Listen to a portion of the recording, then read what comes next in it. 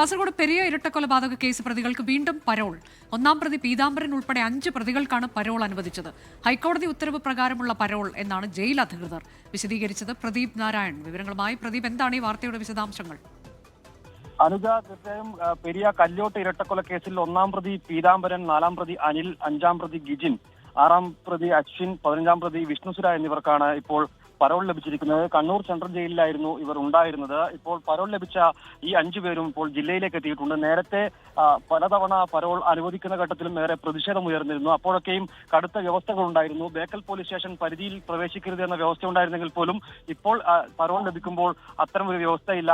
ഈ 5 പേരും ഇപ്പോൾ നാട്ടിലെത്തിയെന്നാണ് നമുക്ക് ലഭിക്കുന്ന വിവരം. എന്തായാലും പെരിയ പ്രദേശത്ത് വലിയ യൂത്ത് കോൺഗ്രസ് വലിയ രീതിയിലുള്ള ഒരു പ്രതിഷേധം ഉയർത്തുന്നുണ്ട്. പരോൾ ലഭിച്ച പ്രതികളെല്ലാവരും ഇപ്പോൾ ജില്ലയിൽ പ്രവേശിക്കുന്നുണ്ട് എന്നാണ് നമുക്കിപ്പോൾ ലഭിക്കുന്ന വിവരം. നേരത്തെ ഈ നാട്ടിൽ കാസർഗോഡ് ജില്ലയിൽ ഉൾപ്പെടെ പ്രവേശിക്കുന്നതിന് വലിയ വിലക്ക് ഉണ്ടായിരുന്നു എങ്കിൽ പോലും ഇപ്പോൾ അത്തരത്തിലുള്ള ഒരു നടപടികളും ഇല്ല എന്നാണ് മനസ്സിലാക്കുന്നത്. LDF സർക്കാർ അധികാരത്തിൽ ഒഴിയുന്നതിന് മുമ്പായിട്ടാണ് ഈ പരോളിലേക്കുള്ള നടപടികൾ പൂർത്തിയാക്കിയത് എന്ന വിവരം കൂടി ഇപ്പോൾ ലഭിക്കുന്നുണ്ട്. അനുജ,